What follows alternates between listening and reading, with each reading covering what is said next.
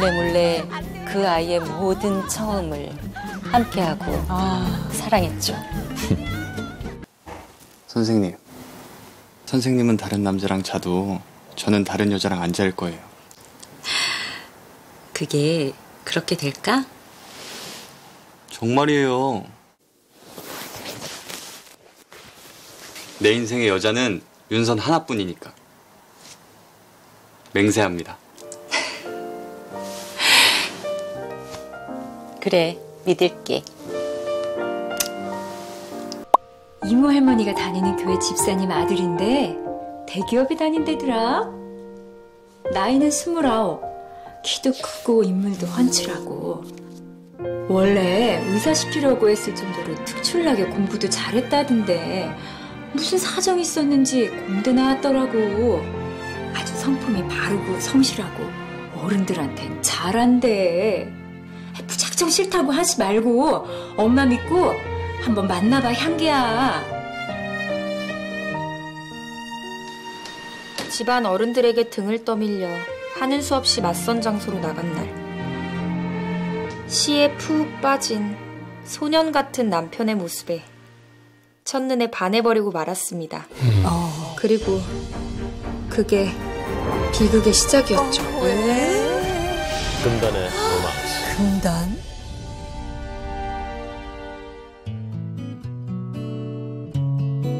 한창 신혼 때인데.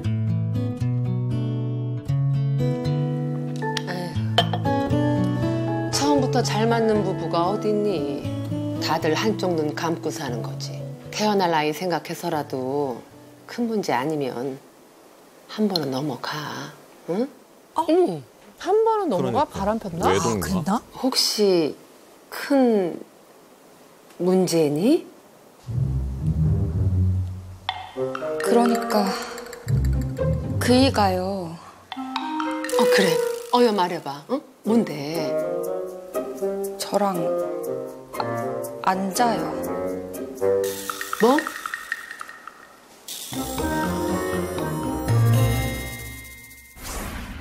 그러니까 신혼여행 첫날 밤부터였어요. 자다 깼는데 옆에 그이가 없는 거예요.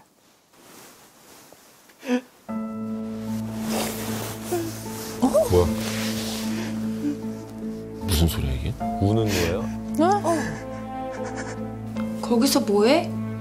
캄캄한 거실에서 모아놓 봤더니 울고 있더라고요. 왜? 신혼여행에서 울 일이 뭐가 있어? 무슨 일이야? 책 보다가 좀 슬퍼서. 책? 소유하지 않는 사람? 난 또 무슨 큰일이라도 난 줄 알았네. 그만 읽고 자. 내일 하루 종일 돌아다녀야 되는데. 먼저 자. 나 책 좀 보다가 잘게. 알았어. 적당히 읽고 자 그럼. 근데 정말 너무 저렇게 감성 풍부해도 좀 부담스럽긴 할 것 같아. 힘들죠. 아니, 더군다나 신혼여행에 뭐야. 당황스럽죠, 엄청. 이때 알아차렸어야 되는 그러니까. 건데. 일단 아직 뭐 혼인신고 안 한 상태면 저럴 때 좀 눈치 좀 채고 짐 싸고 안녕히 계세요. 다음에 또 뵐게요. 이러고 또 나오는. 신뢰가 많았습니다. 저건 진짜 상식적이지 않다. 매일 밤 똑같은 시집을 읽으면서 울더라고요. 사연 있나 본데? 그런데 더 이상한 건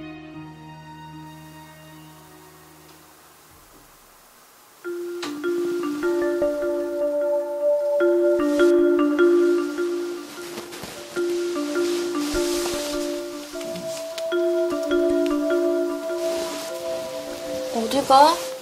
베개를 가져가나? 딴 데서 자려고? 왜? 왜? 잠자리가 좀 불편해서. 영 잠이 안 오네.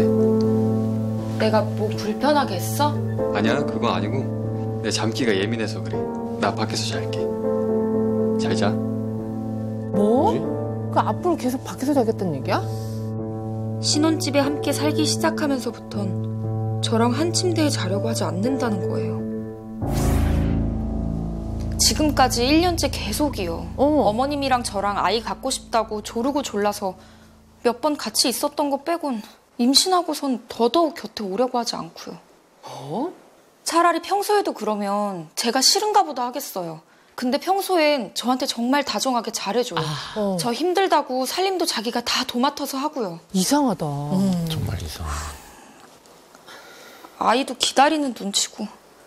근데 제 곁에 안 와요. 뭐 아는 것 같아. 시어머니 표정 뭐 알아. 어머님. 혹시 뭐 짐작가는 거라도 있으세요? 아니, 아유, 내가 뭘 알겠어. 아니, 나는 모르지. 왜 그러는지 걔가. 내가 한번 주혁이한테 얘기해 볼게. 응? 너무 걱정하지 마. 있으시네, 당황하시네. 네. 제 얘기를 들은 시어머니의 얼굴이 새하얗게 질려선 넋이 나간 사람 같았죠. 그때만 해도 너무 놀라서 그러셨겠지 싶었습니다. 그 후 며칠 뒤.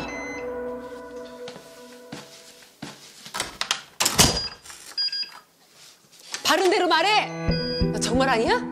아니라고요. 몇 번을 말씀드려요. 너 세상 사람들 다 속여도 이 엄마 못 속인다고 했지? 내 자식 속을 내가 몰라? 너 18살 때 그 일 때문에 인생 망친 거 생각하면 내가 18살 때? 네. 언제 오셨어요? 반찬 주려고 왔다가 아우, 나 그만 가봐야겠네. 아우, 가시게요? 나오지 마. 들어가. 나 간다. 사람이 왜 이렇게 입이 싸? 엄마한테 다 말했다면서? 그게 어머니가 자꾸 물어보셔서. 물어보자! 대답하겠다 그러지. 어머, 돌변. 저게 본성 처음 봤을 거야. 아니 서점에서 책 읽던 그 소년이 시 보고 울던 사람이.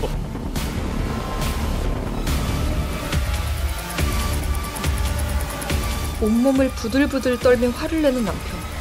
그런 모습은 처음이었습니다. 오, 내가 알던 사람이 맞나 싶을 정도였죠. 감성이 여린 사람이 아니라 진짜 감정적인 사람이네.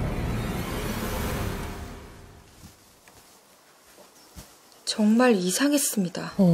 시어머니에게 한 번도 대든 적 없었고 제게도 큰 소리 한 번 낸 적 없던 남자가 왜 그렇게까지 화를 냈던 건지. 나 지금 바빠. 화 안 났으니까 신경 쓰지 마. 괜찮아. 그리고 너 세상 사람들 다 속여도 이 엄마 못 속인다고 했지? 너 18살 때 그 일 때문에 네 인생 망친 거 생각하면 내가 고등학생 때 일망전. 시어머니의 그 말은 뭐였는지. 남편의 침구를 정리하던 중 그 책이 보였죠. 그 시집.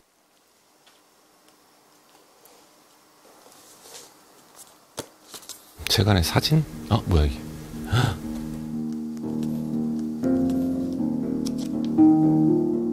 특정 구절마다 특별히 줄을 쳐둔 시집. 무슨 뜻인지도 모르고 한 장씩 넘기던 그때. 사진이네. 와, 누구지?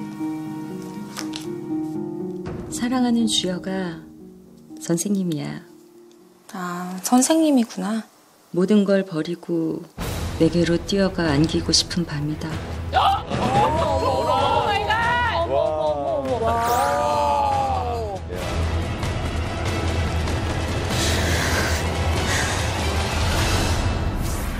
네가 결혼한다는 소식에 웃으며 축하한다고 했지만 아니, 사실은 축하하지 않아.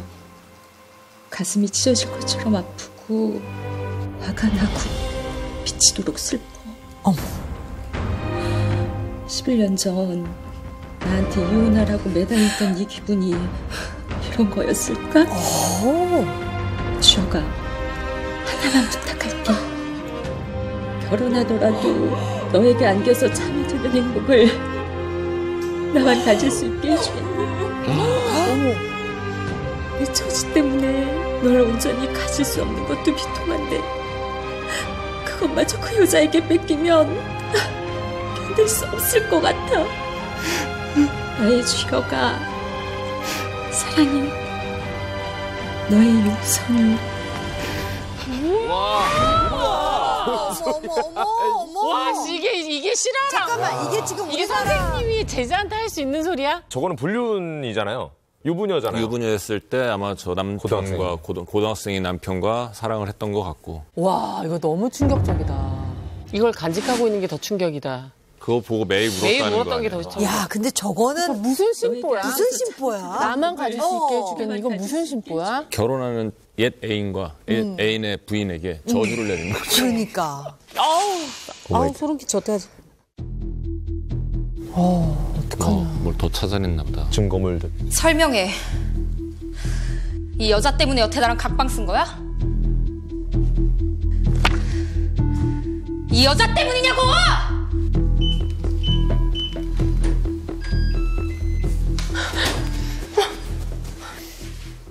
향기야. 엄마. 어머님도 뭔가 아시는 것 같아서 연락드렸어. 어머니, 윤선이란 여자 아세요? 대답해주세요. 어디까지 아세요? 이 사람이랑 그 여자랑 11년 전부터 지금까지 계속 만나고 있었던 거 아세요? 어머. 조용히 정렬했더니 기어이 들켜서 이 사단을 만들어? 어?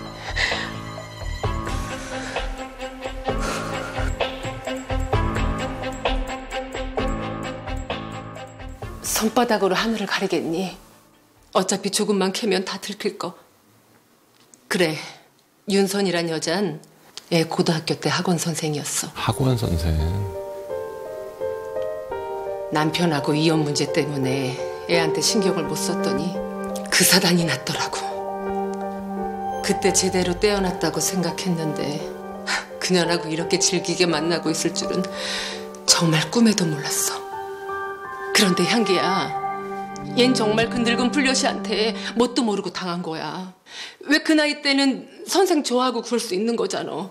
근데 선생은 애 장단에 맞추다 못해서 춤을 추면 안 되는 거지. 고작이 18살짜리를 어떻게 남자로 볼 수가 있니? 그게 정상이야? 지금 생각해도 억장이 무너지고 기가 막혀. 그녀 때문에 수능도 망치고 의대도 못 가고. 엄마! 조용히 안 해! 어디서 창피한 줄도 모르고.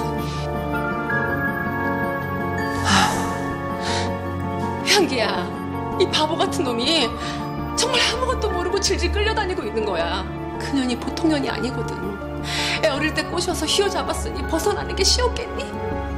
그녀는 내가 어떻게든 정리할 테니까 넌 아무것도 걱정하지 말고 신경 쓰지 마. 어? 특히 신경을 안 써요, 어머니. 모든 사실을 알고 나니 그제야 하나 둘 퍼즐이 맞춰지더군요. 맞선을 보고 두어 번 데이트하던 날.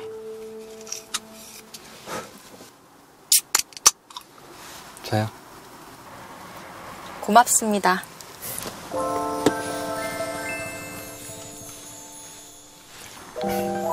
왜요? 이런 매너는 어디서 배웠어요? 뭘?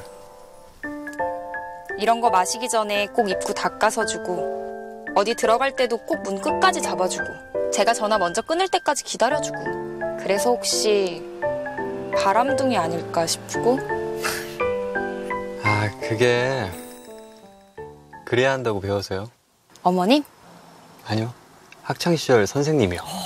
선생님한테 그런 걸 배웠어요? 네. 남자는 여자를 항상 존중해야 한다고 그러시더라고요. 좋은 분이시다.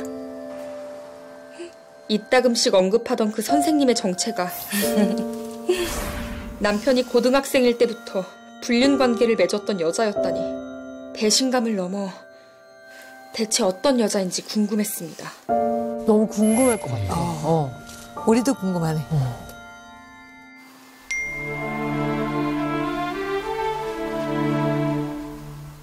주혁이 와이프 되시죠? 저 윤선이에요. 잠깐 만났으면 하는데. 먼저.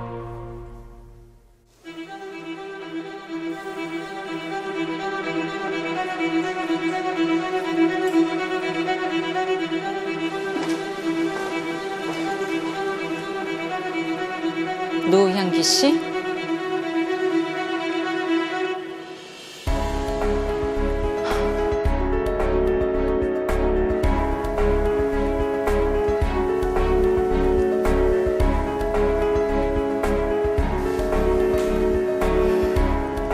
오래 기다리셨죠?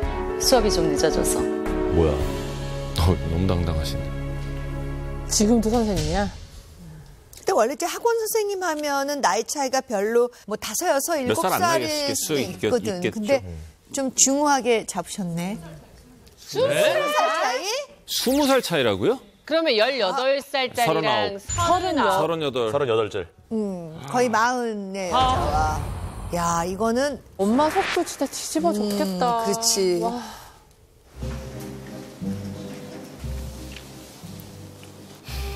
제 연락처는 어떻게 하셨어요? 주혁이한테 졸랐어요. 만나서 얘기하고 싶다고.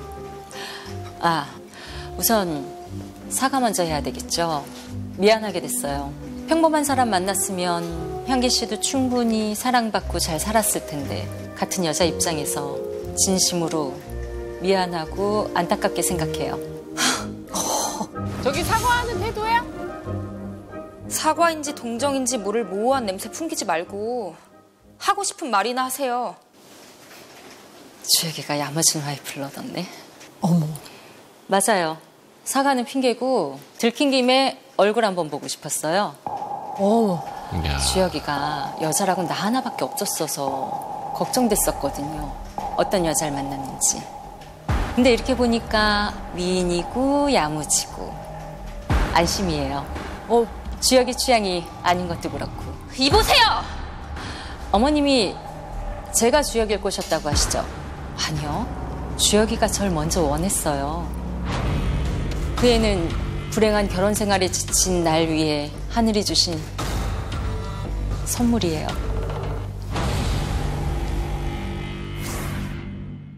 당신은 해당 화가 피기 전에 오신다고 하였습니다. 봄은 벌써 늦었습니다. 봄이 오기 전에는 어서 오기를 바랐더니. 자, 여기서 화자가 말하고자 하는 대상을 당신이라고 말하고 있는데 현대시에서 가장 중요한 건 뭐라고? 그때는 저렇게 시에 빠져있던 그런 학우가 아니었구나. 그냥 평범한 음악 듣는 학생이었어요.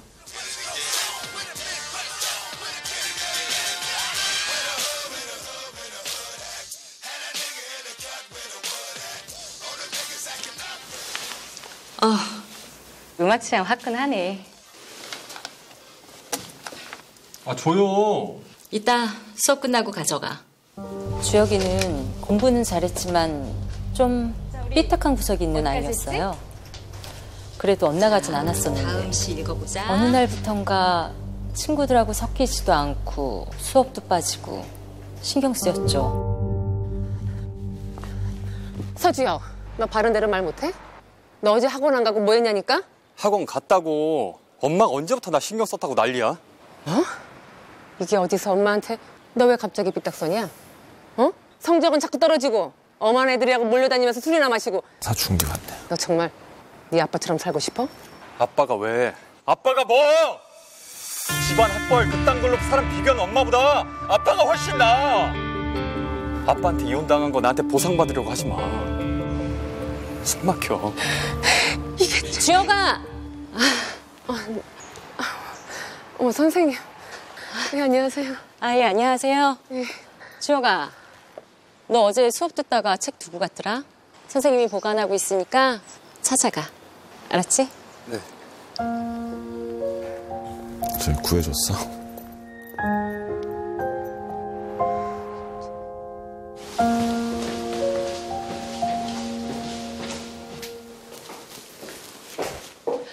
주혁아, 잠깐만.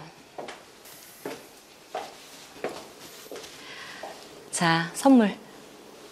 내가 좋아하는 시인인데 외롭고 힘들 때 한 번씩 꺼내서 보면 위로가 되더라고. 이 시인도 어릴 때 부모님 이혼하시고 부모님 뜻에 따라 원치 않는 학교 다니면서 많이 괴로워했었어. 그런데 그 덕에 아주 좋은 시인이 되었거든. 다들 릴케에 대해서 좀 아시죠? 우리 천재 씨. 저희는 찐천재가 아니어가지고 잘 몰라. 좀 알려주세요. 릴케 거라는 걸 처음 알았어요. 저 소유하지 않은 사람? 소유하지 않은 사랑은 정말 릴케 또 대표작이고 사실상 그 치열한 삶을 문학으로 승화시켜서 또 대본을 왜 보고 읽으세요?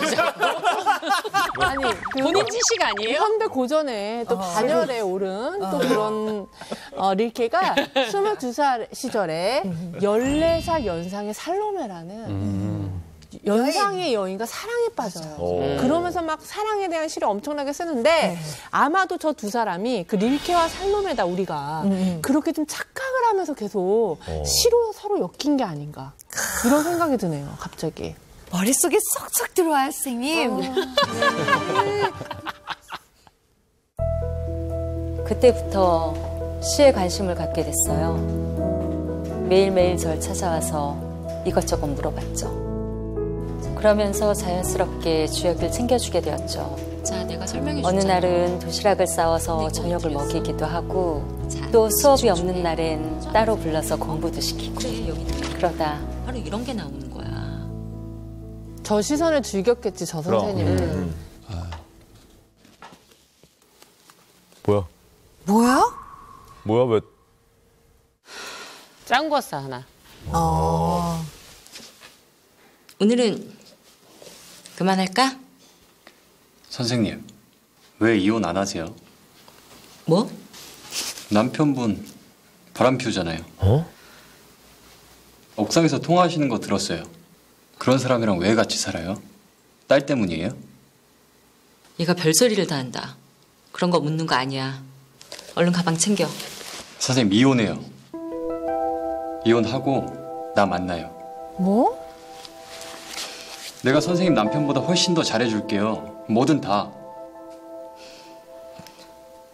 얘가 진짜 까불고 있어. 빨리 가방 챙겨. 너 여기서 몰래 과외받는 거 알면 큰일 나니까.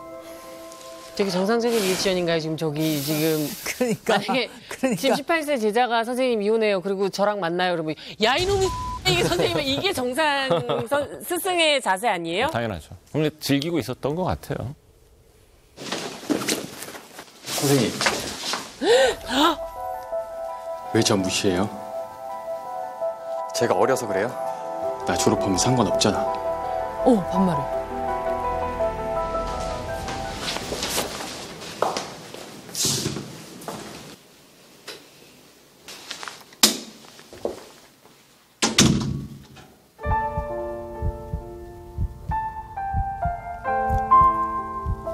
이런 말 어떻게 들릴지 모르겠지만 남자로 보였어요, 그 애가. 잘생기고 다정하고 생기 있고 나만 바라보는데 어떻게 흔들리지 않을 수가 있겠어요?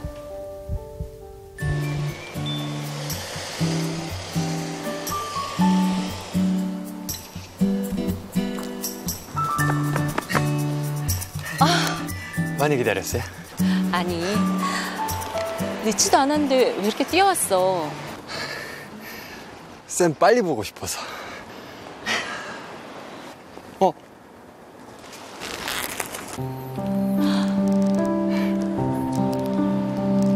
주혁아.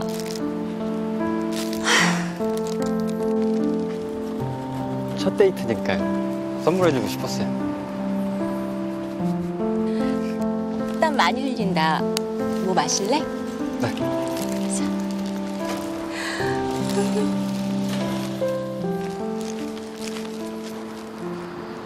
따줄까?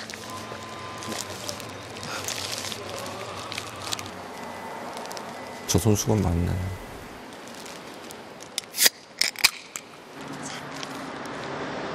감사합니다.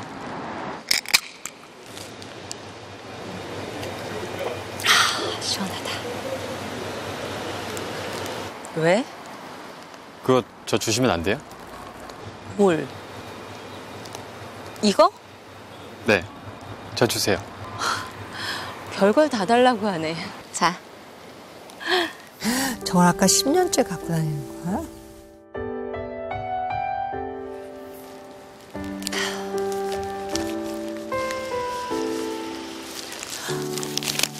야, 누가 보면 어쩌려고 그래. 아, 왜요? 내 여자랑 데이트하겠다는데. 와, 저 어린애가 엄청 대바라졌다, 쟤도. 대바라졌다. 나 너무 꼰대 같았지. 당돌하다. 너무 아줌마 같았어. 아유, 어디 갔니? 소녀 감성 진경아. 사랑이 어떻게 내게로 왔는가? 햇살처럼 왔는가? 꽃 눈밭처럼 왔는가? 기도처럼 왔는가? 말하렴. 하늘에서 행복이 반짝반짝 내려와 커다랗게 날개를 접고 피어나는 나의 영혼에 매달렸다. 주혁이와 함께한 그 시절은 평생 잊지 못할 행복이었어요. 나는 그 짙은 화려움에 두려웠어. 이러시면 안 돼요. 엄마! 이 더러운 환양년! 선생이란 인간이요.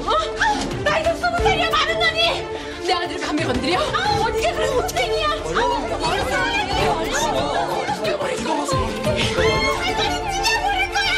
어머님이 그치, 엄마는 저런 세게 마음이지. 하셨네. 엄마 하지 마. 엄마 하지 마. 엄마 왜 그래? 남편에게 알려지고 학원에선 쫓겨나고 커리어고 가정이고 이미지고 다 무너졌지만 그래도 헤어질 수 없었어요. 왜? 헐. 5, 4, 3, 2, 1.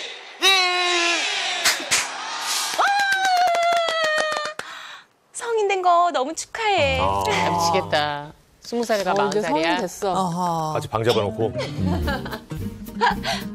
아니야, 잠깐만. 아니야, 아니야, 있잖아. 아니, 내가 오늘 있잖아. 아니야, 그러지 마. 몰래 그 아이의 모든 처음을 함께하고 사랑했죠. 선생님은 다른 남자랑 자도 저는 다른 여자랑 안 잘 거예요. 그게 그렇게 될까? 정말이에요. 내 인생의 여자는 윤선 하나뿐이니까. 맹세합니다.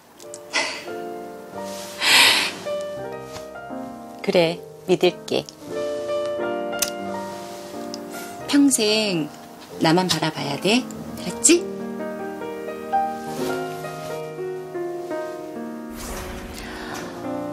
그땐 정말 순수하고 귀여웠었는데. 저기 뭐 하는 거야? 임산부 앞에 놓고 지금 뭐 하는 짓이야? 어떻게 선생님이라는 사람이 그런 말을 그렇게 태연하게 할 수가 있어요? 죄책감, 수치심 그런 거 없어요? 20살이나 어린 제자랑 불륜하는 게 무슨 자랑인가요? 선생이기 이전에 여자이고 사람이에요. 어머! 그 애는 밀려드는 파도 같은 아이예요. 전 어쩔 수 없이 발을 담글 수밖에 없었고 선생, 아내, 엄마 그런 건 생각할 틈도 없었어요. 나긋한 말로, 황홀한 표정으로 제 앞에서 남편과의 연애 시절 얘기를 자랑하듯 읊어대는 그 여자를 보는데 정말 제정신이 아닌 것 같았죠. 향기 씨가 부러워요. 주혁이를 떳떳하게 가질 수 있으니까. 그리고 나 너무 미워하지 마요. 주혁이랑 결혼한 것도 다 내 덕인데. 그게 지금 무슨 말이에요? 어머님이 향기 씨랑 선보라고 했을 때 주혁이는 싫다고 했었는데 내가 결혼하라고 했어요. 아이도 내가 가지라고 했고 가슴은 찢어졌지만. 미친 소리 정도 끝해요. 내가 지금 그걸 믿을 거라고 생각해요? 못 믿겠으면 주혁이한테 직접 물어봐요. 주혁이도 동의했으니까 죄책감 없이 동등하게 서로 사랑하자고. 미쳤구나. 와, 저 무슨 너무 더러운 상황에 끼어든 그런 거네. 야, 진짜 이거는 저희 아내분 입장에서 정말 미치고 팔짝티를 누르신 거잖아요, 지금? 아니 그냥 자기네 둘이 결혼하고서 살았잖아. 왜 나는 이제 귀한 딸한테 데려다가 지금. 맞아. 그리고 자식은 무슨 죄야. 뭐 하는 짓들이야. 근데 선생님이란 분이 어떻게 20살 아래 18살짜리와 그 당시에 사랑을 했냐. 저 미성숙한 감정을 가지고 있는 사람이고 생각을 가지고 있는 사람이기 때문에 그게 가능했던 것 같고 이 선생님이라는 사람이 저 주혁이란 남편을 요리조리 요리하는 거 보면은 그 그루밍 범죄 있잖아요, 정말로. 미성년자 아이들 내가 너를 다 받아주고 챙겨주고 케어하는 척하면서 성착취시키는 딱 그 너는 나 없으면 안 돼. 네, 그 범죄인 것 같아요. 그 여자 말이 다 사실이야? 왜 말 안 해? 그 여자 말이 다 사실이냐니까? 미안해. 아, 어떡해. 여태까지 난 당신한테 뭐였니? 그 여자 대용품이었어? 아님 니들 사랑 노름에 놀아나는 장난감이었니? 아니야. 그렇게 생각한 적 한 번도 없어. 그럼 난 대체 뭔데? 좋은 여자고 내 아내고 내 아이의 엄마. 그래서 너무 미안하고 괴로웠어. 등 떠밀려서 결혼한 것도 따로 잠자는 것도 당신 눈 피해서 선생님 만나는 것도 당신한테 못할 짓이라는 생각이 들어서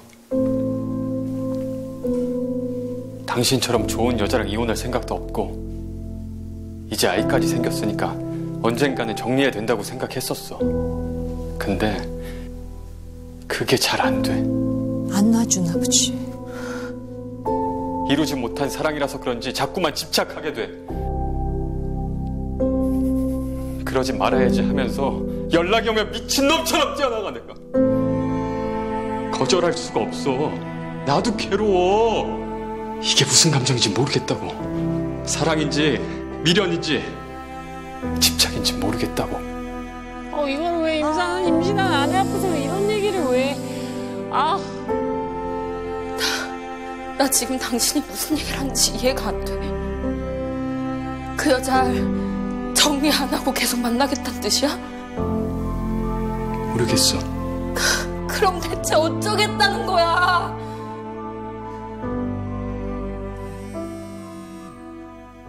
또 전화와. 악령이다, 악령. 악령? 주혁이를 사로잡은 악령. 와. 누구야? 그 여자야?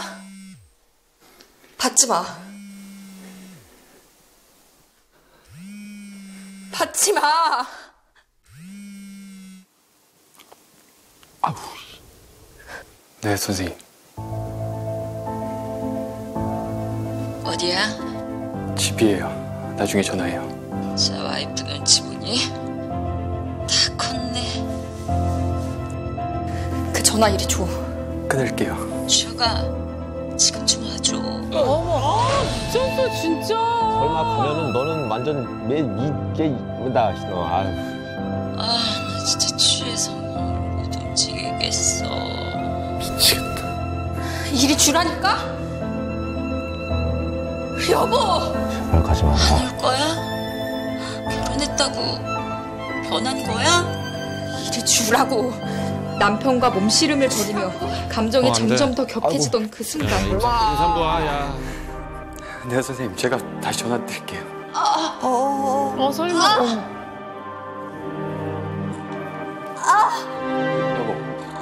여보! 여보!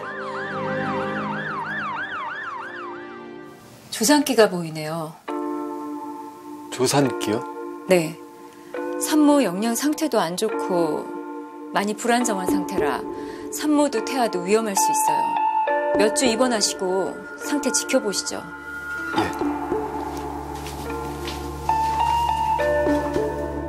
자기 때문에 제가 조산 위험까지 오자 충격과 동시에 죄책감이 든 남편은 며칠 뒤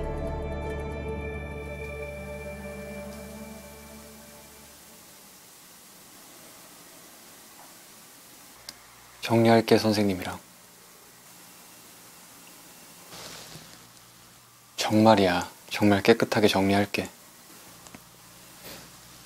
그 여자가 시켰니? 그렇게 말하라고.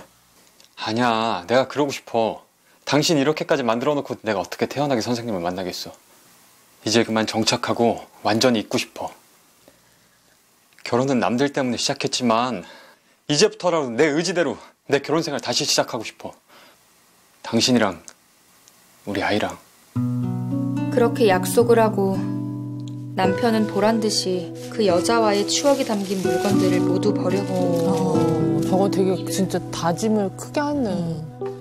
이별 통보 문자를 보여주며 확인까지 시켜줬습니다. 그리고 매일 밤 제 옆에서 잠들었죠. 그렇게 시간이 흐르고 남편이 쓰던 방을 아기 방으로 만들기 위해 물건을 하나 둘 정리하던 어느 날 불길한 박스. 이게 뭐지? 이런 게 있었나? 안 돼, 안 돼.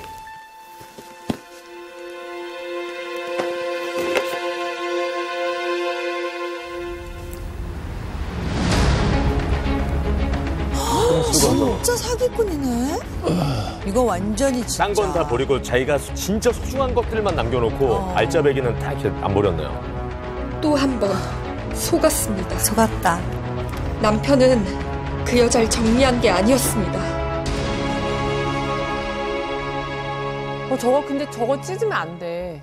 증거로 갖고 있어야 돼? 아니. 그러면 진짜 남자 터진다고. 아니 그게 아니라 저거는 건드리면 안 될 것 같아. 그냥 저건 놔두고 남편을 버려야죠. 그러니까 저건 냅두고 남편을 버리는 거야. 저거 찢는 건 똑같은 사람 되는 거야. 왜냐면 저 정도로 소중한 물건인가 봐. 이제는 인정해줘야 돼. 근데 대신 내가 너무 피해자잖아. 그치, 나는 너무 아무 잘못도 하지 않았잖아. 그러니까. 찢어 발겨야지. 아우 저거 찢는 건 찢어 너무 발기가 무섭다. 아니라 준비를 해야죠. 냉정하게 우리 변호사님 만나서. 근데 홍진경 씨가 말씀하신 게 저도 생각지 못한 부분이었어서 그러니까 그런 측면에 있어서도 좀 버리면 안 될 것 같아요. 그러니까 왜요? 자극이 될 수 있어서 이제 건드리지도 않아야 될 뿐만 아니라 막상 나중에 이제 소송할 때 되면 입증할 게 하나도 없게 돼버리는 거예요. 그러니까 그런 경우가 너무 많으니까 일단 사진으로라도 좀 찍어 놓으시는 게 좋을 것 같아요. 네. 그러네요.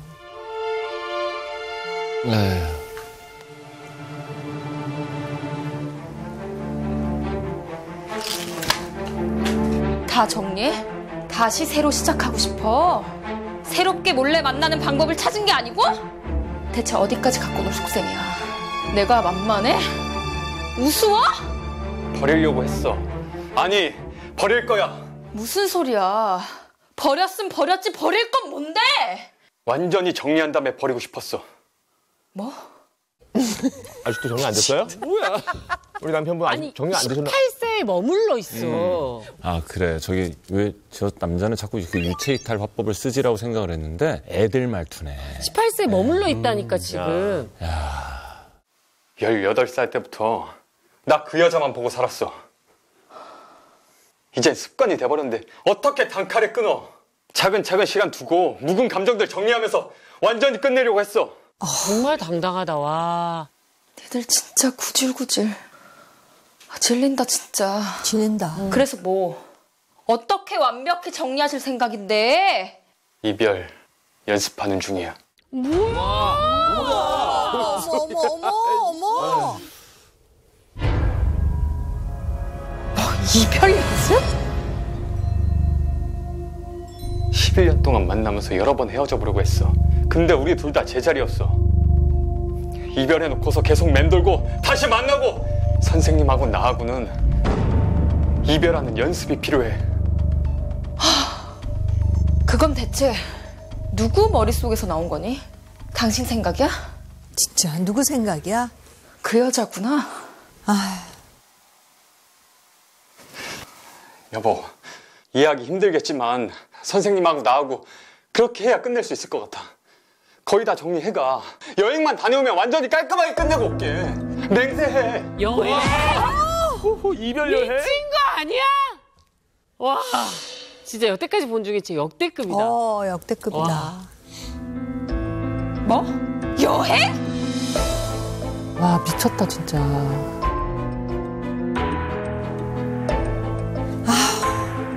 이별 여행 다녀오려고 해, 선생님이랑. 지금 도대체 내가 무슨 얘기를 듣고 있는 건가?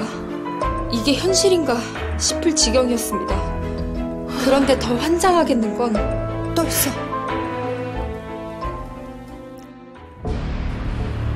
여행 반대한다고 들었어요. 지금 나 설득하려고 보자고 한 거예요? 향기 씨 마음 이해해요. 누가 쿨하게 보내주겠어요, 이 상황에서. 그런데 우리 이렇게 헤어지는 거 나 너무 억울하고 마음 아파요. 제 처지 때문에 우리 여행다운 여행 한 번도 못 갔어요. 그 좋은 시절에 매일 숨어서 만나고 고작해야 호텔 아니면 차 안 아니면 저 애 가져갖고 저기 만삭인 여자한테 할 얘기야 진짜. 부탁할게요. 우리 이별 여행할 수 있게 허락해줘요. 그러면 깨끗하게 물러날게요. 왜요? 자신 없어요? 뭐라고요? 지금 그게 말이 돼요? 자신 있으면 보내줘요. 미친 거 아니야? 이게 무슨 논리야 도대체? 이게 말도 안 되는 논리로 얘기해가지고, 그러니까 주혁이는 갖고 놀았으니까 주혁이 부인 정도도 내가 내 맘대로 컨트롤이 가능할 거다. 아마 선생님이란 직업을 오래 하셔서 그럴 수도 있지만 성격적인 부분이 더 큰 거 같아요. 아니 그리고 지금 여행다운 여행도 못 가보고 늘 모텔이나 차에서 만났다는 거 보면 저 선생님은 이혼을 안 하셨네요. 그렇죠? 남편이 있는 거네. 보내서 또 이렇게 질질 끌면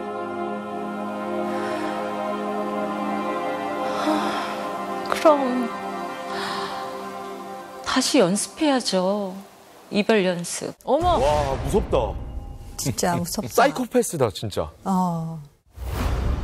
죄책감이라고 1도 못 느끼는구나. 쪽팔린지도 모르고. 딱 일주일이에요. 일주일만 주혁이 나한테 보내주면 완전히 정리할게요. 자신 있다면서요. 그럼 보내주세요. 저기 넘어가면 안 되죠. 반드시 헤어질 테니 일주일간의 이별 여행을 가겠다는 남편과 남편의 옛스승, 아이 때문에 당장 아무것도 못하는 이 상황에서 전 정말 어떻게 하면 좋을까요?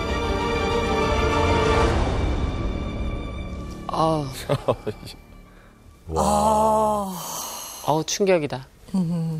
저 사람들 깔끔하게 끝내게 하는 방법이 있는데.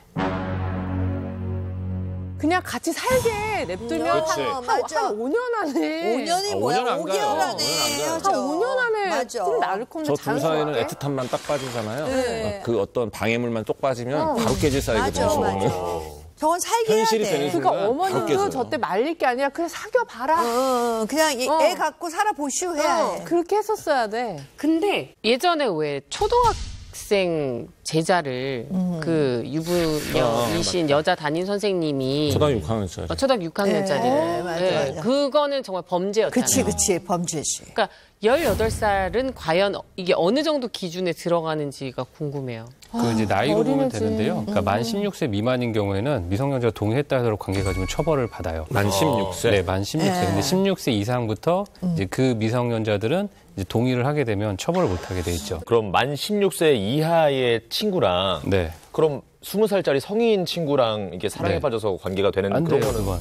그것도 안 되지. 미성년자. 미성년자지. 단 몇 살 차이인데도 그건 그렇지, 안 되죠. 그렇지. 그러면 미성년자지. 같은 미성년끼리 사귀는 거 괜찮아요? 그러니까 그래서 이게 좀 많이 복잡한데요. 그러니까 13세 미만은 그러니까 그 상대방의 나이랑 전혀 무관해요. 그러니까 이 아이랑은 관계를 가지면 안 돼요. 13세 이상에서 16세 사이는 이제 상대방이 성인이어야 돼요. 그러니까 만약 상대방이 똑같이 미성년자라고 하면 또 처벌을 못 하게 되는 거죠. 근데 16세 이상은 이제 뭐 동의하면 뭐 그건 이제 그래서 선생님을 형사적으로 처벌하는 건 실질적으로 좀 어려울 것 같아요. 네. 근데 이혼 사유는 뭐 충분히 되겠는데. 네, 그거 이혼 사유야 뭐 이혼은 뭐 당연한 거고요. 네. 근데 지금 보면 혼인 기간이 너무 짧아서 그러니까 가장 그게 안타깝네요. 경제적으로 가장 큰 부분 재산 분할은 좀 힘들 수도 있을 것 같아요. 네. 아니면 지금 같은 경우 이제 위자료를 좀 크게 한번 청구해 보실 수 있을 것 같고요.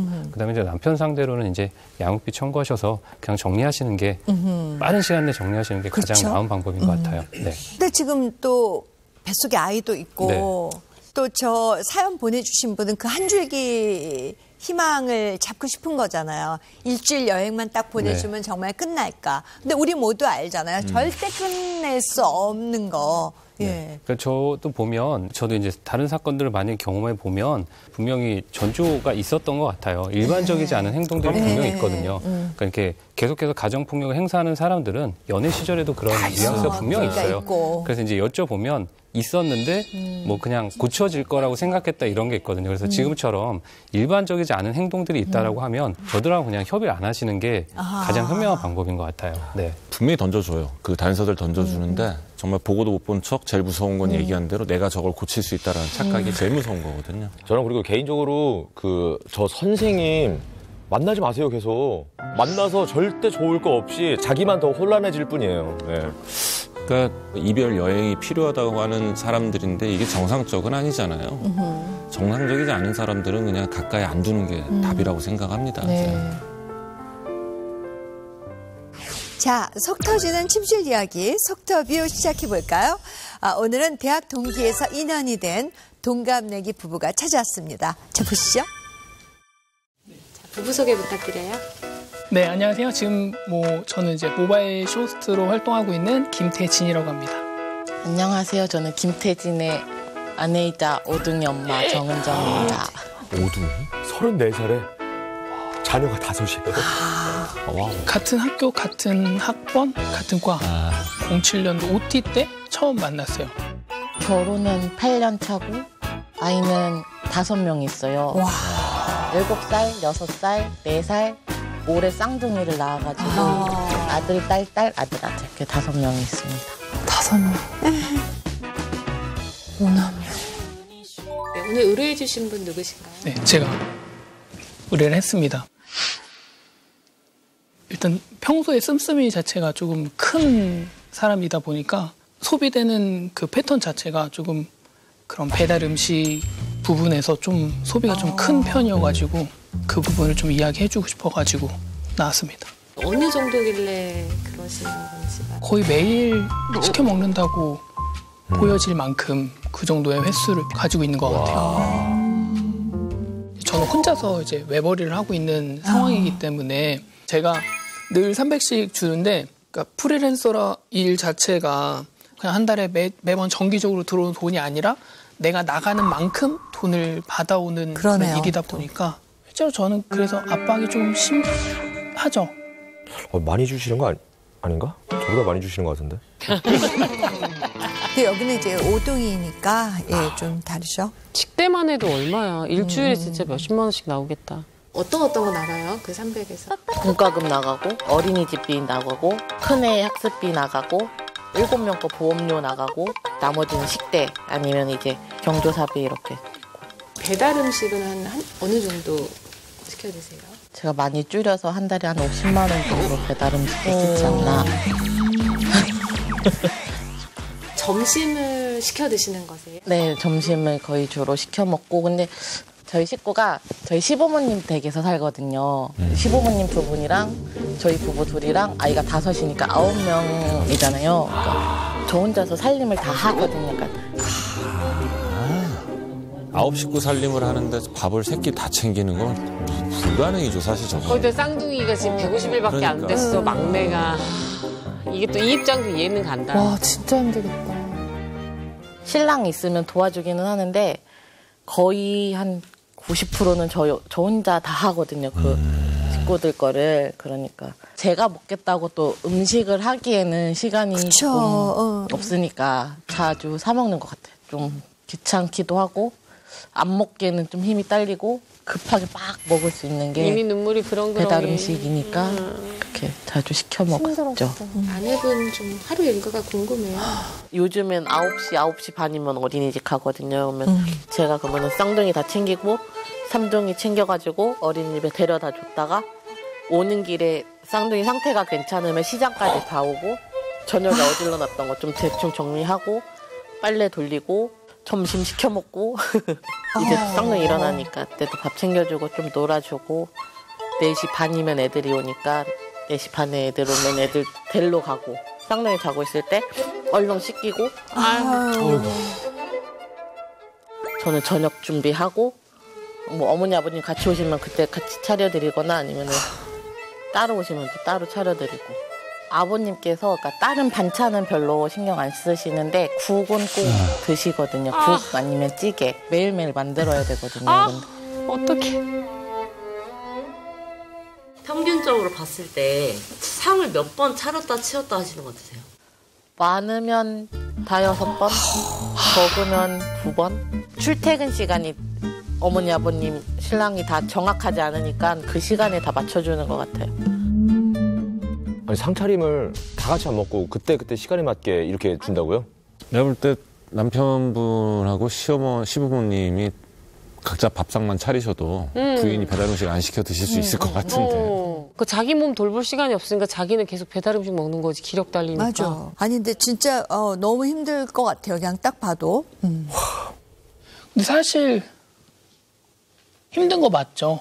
밥을 해 먹는다는 게 쉬운 건 아니다라는 생각은 들어요. 근데 그 지출 면에서 조금 줄일 수만 있다면 지금 당장은 아니더라도 그게 쌓이고 쌓이다 보면 좀 더 삶의 질이 좋아질 수도 있는 거잖아요.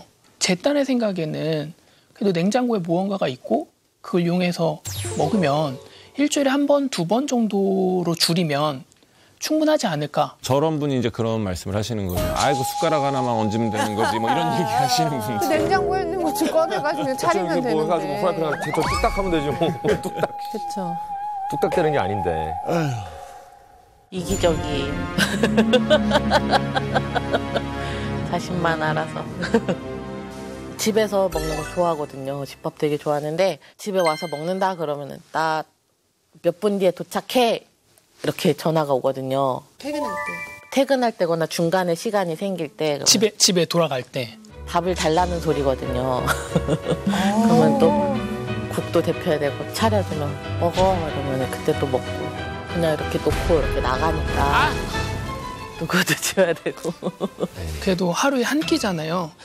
한 끼인데 그래도 그 한 끼가 와이프가 차려준 밥을 먹고 싶은 마음이지 않을까라는 생각이 들어요. 아내는 남편이 차려준 밥 한 끼 먹고 싶을 거란 생각 안 하시나 보다.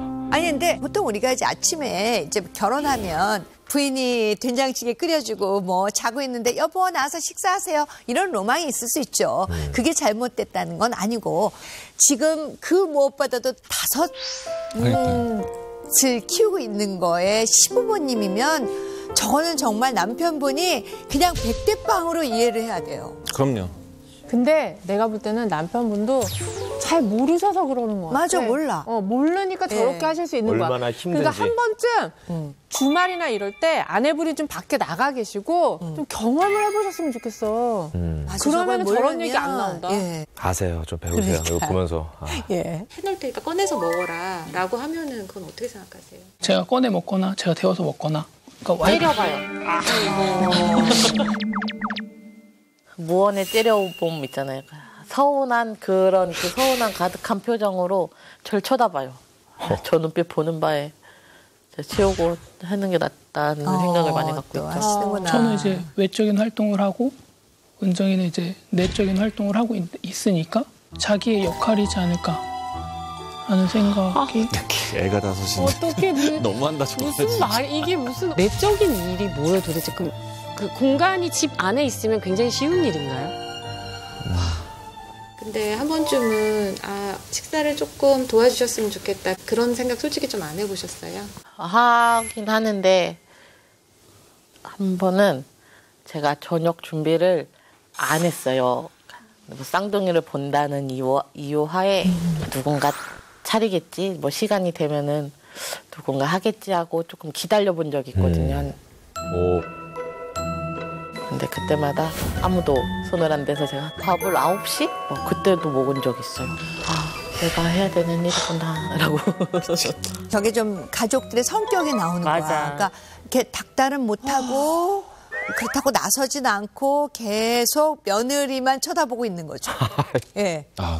그 불편함을 좀 참으셨어야 되는데. 아까도 남편이 째려볼 때 그 불편함을 참고 안 차려줘야 되는데 그럴 바엔 내가 차리지가 돼버리니까 그냥. 어떡하면 좋아. 그래서 그런 누가 나를 도와줄 거라는 희망은 많이 없어요.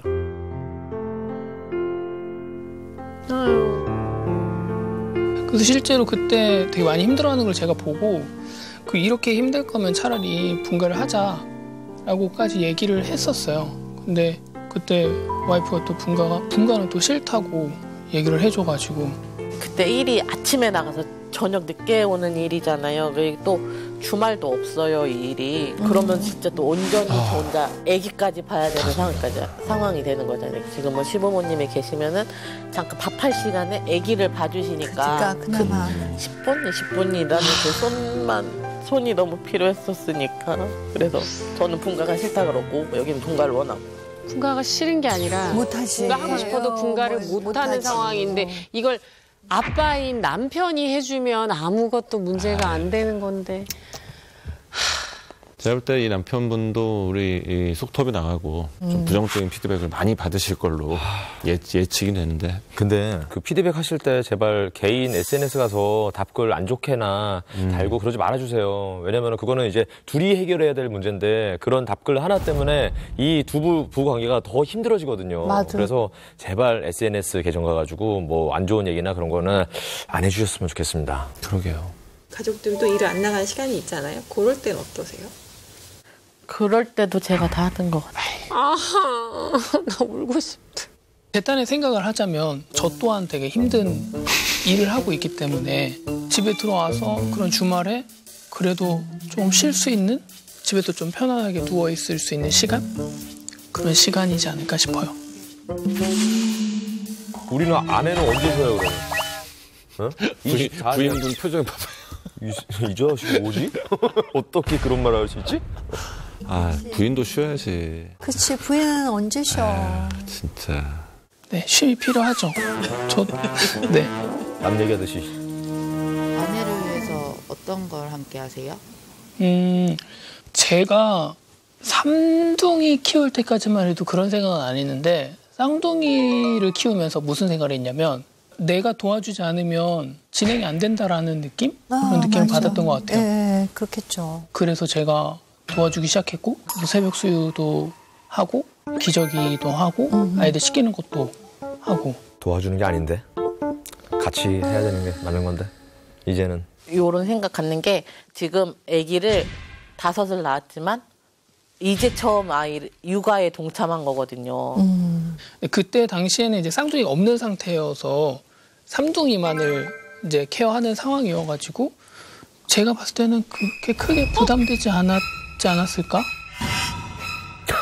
부인이 굉장히 척척 잘 해냈나 봐. 아니, 부인이 너무 잘 참나 봐. 아니, 잘 해냈나 봐. 그러니까 남편이 몸이 부서져라 힘들어도 진짜 티를 안 내. 곰처럼 혼자 아까 나도 살아야 되니까 피자를 시켜 먹었대잖아. 너무 기력이 딸리니까.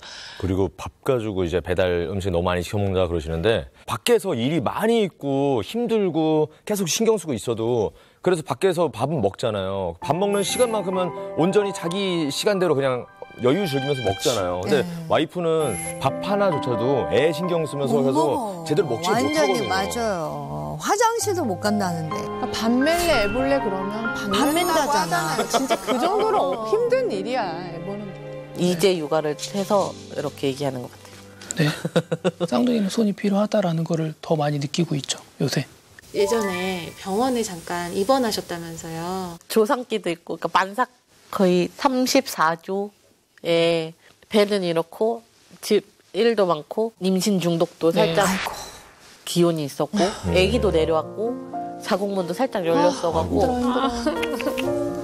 다 안 좋은 상황들이 다 있었어가지고 그때 입원을 하게 됐는데 그날 저녁부터 이제 뭐 밥도 안 해도 되고 삼둥이도 안 씻겨도 되고 제 몸 하나만 누워 있으면 되니까 너무 행복했죠. 어떡해. 아이고, 그게 행복한 거야. 어떻게 병원에 있는 거가. 아파서 있을 때가 제일 행복했다는 얘기가. 얼마나 힘이 들면. 제가 집에서 도와주는 것도 물론 맞지만 저는 그것보다 우리 생활비를 벌어 와야 되는 입장이다 보니까 그래서 더 밖으로 제가 나갔던 것 같아요. 또 남편의 입장이 있지. 그래도 이제 일정이 없는 날이면 집에서 이제 아이들을 케어한다든지 그런 부분은 계속 도와주려고 노력을 하고 있는 거고. 남편분께서 나의 노고를 얼마나 생각해 주시는 것 같아요? 40, 50%? 나도 힘들게 일하고 왔는데 내가 그것까지 해야 돼라는 말도 했었거든요.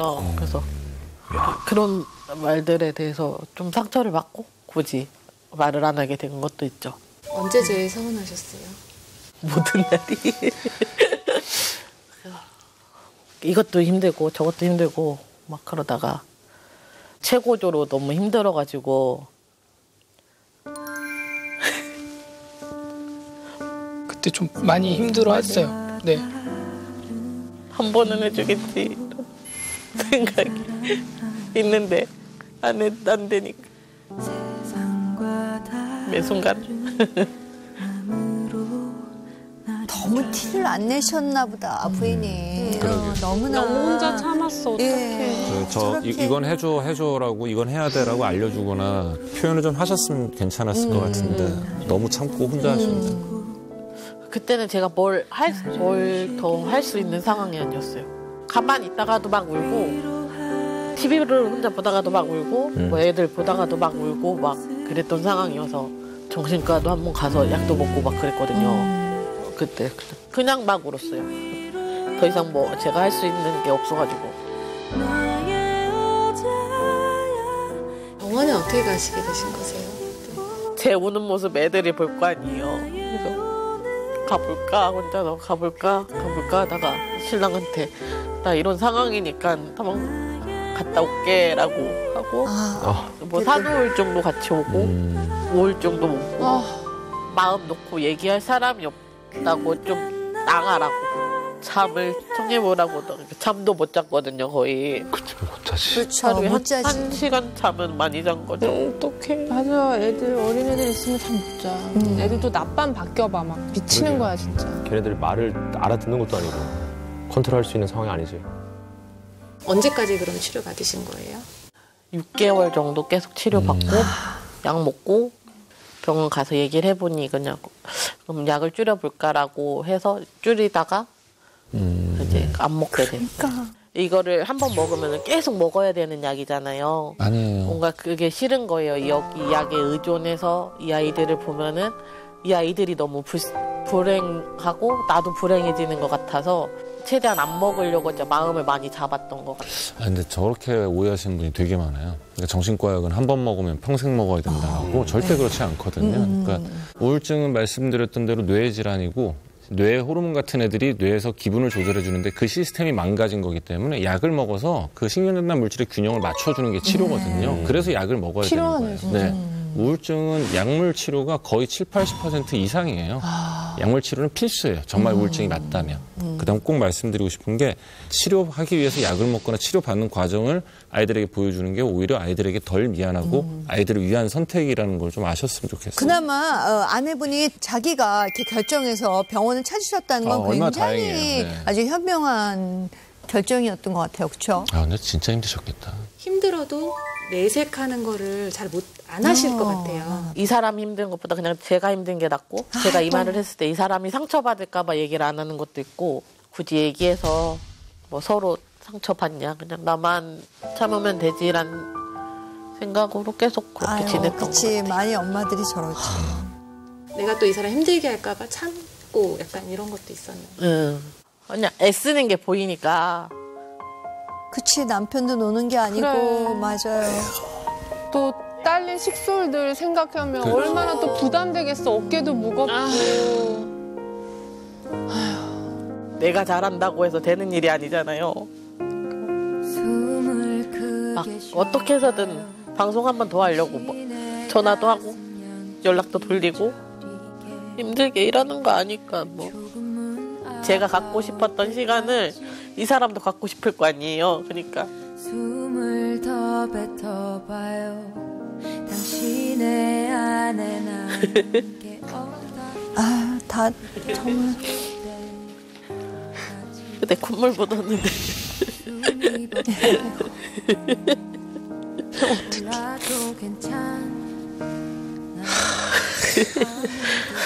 그 말을 해가지고 친구들도 안 만나려고 그래요. 내가 나가면 돈을 쓴다는 걸 알아서 자기 스스로 다 막았어요. 저는 그게 너무 안타까웠던 거죠. 둘 다 또 이렇게 짠해. 노력을 아예 안 하는 건 아니네요, 남편분도. 아니, 남편분이 이렇게 모르셔서 그렇지. 그러니까, 몰라서. 이렇게 얘기를 하고 욕을 하면은 그거를 막 싫다고 하실 분은 전혀 아닌 것 같아요. 제가 어릴 때부터 좀 그런 좀 환경적으로 봤을 때 조금 제가 어릴 때부터 좀 그런 어려운 환경이었어요. 그 IMF가 터지고 아버지가 직장을 잃고 나서 한 6개월에서 7개월 정도 동안 계속 일을 하지 못하시면서 되게 어려워하는 모습을 제가 봤거든요. 그러다 보니까 내가 나가서 벌지 않으면 안 된다라는 생각 때문에 그러니까 그런 책임감이 더 치열하게 살았던 것 같아요. 어떻게 보면 더 안쓰러워요. 그러니까 저 같은 경우는 육아 힘들겠다, 뭐 힘들겠다 하는 사람들이 많아서 많이 위로도 해주고 뭐라도 이렇게 해주는데 여기는 너는 나가서 돈 벌지 않냐, 너는 뭐 나가서 밥이라도 뭐 잘 먹지 않냐, 막 이런 말들만 듣고 하니까 여기 나름대로는 이렇게 많이 그럴 거예요. 그래서 더 밖으로 나갔던 것 같아요. 제가 아무래도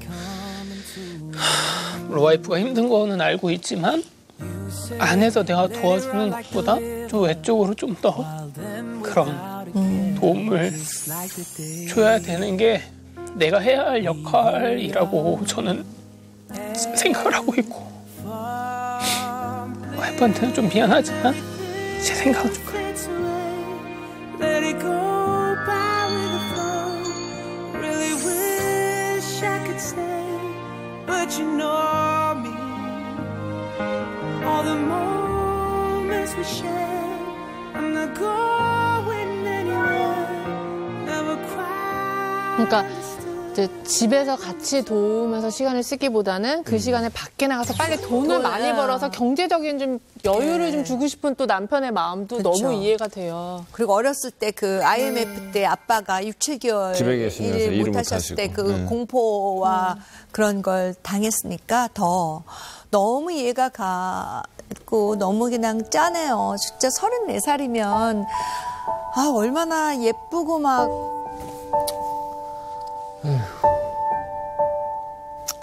아유 근데 애를 너무 많이 낳은 거 아니야? 그러니까 두 분 다 우리 안선영 씨 착하고 아이고. 좋은 사람인데 대단하시다. 예. 너무 안쓰럽다. 예. 요구사항 한번 볼까요? 예.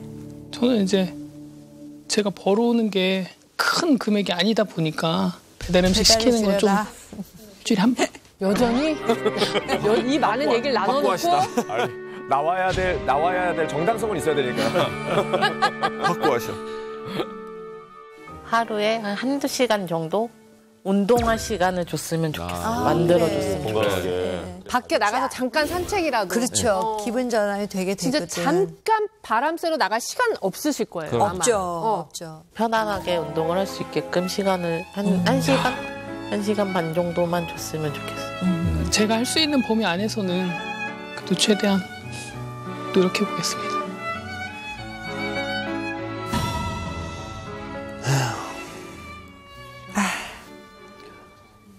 우리 선영 씨, 왜 이렇게 우세요? 아이고, 뭐 어떤 생각이 나셔서 아니면 지금 저 아내분을 보고 내가 너무 부끄러운 거예요. 에로 부부를 보면서 봤던 모든 부부 중에 가장 남편을 사랑하는 아내의 모습을 봤어요. 그러니까 저게 진짜 사랑인 것 같아요. 조건 없이. 이 사람을 위해서 내가 다 희생하고도 끝까지 남편이 욕을 먹을까 봐 편을 드는 모습을 보면서 아까 솔직히 남편분 너무 얄미워서 엄청 화내고 막 혹시라도 뭐 이렇게 방송하다 마주치면 구박해야지 막 이 생각하고 있었거든요. 근데 저 아내분이 가장 바라는 건 남편이 행복하고 웃고 방송으로 잘 되는 모습인 것 같아서 제가 막 비난을 하면 안 될 것 같아요. 그래서 내가 감히 이 사람한테 비난할 자격이 있는가라는 생각이 들어서 갑자기 좀 눈물이 좀 났어요.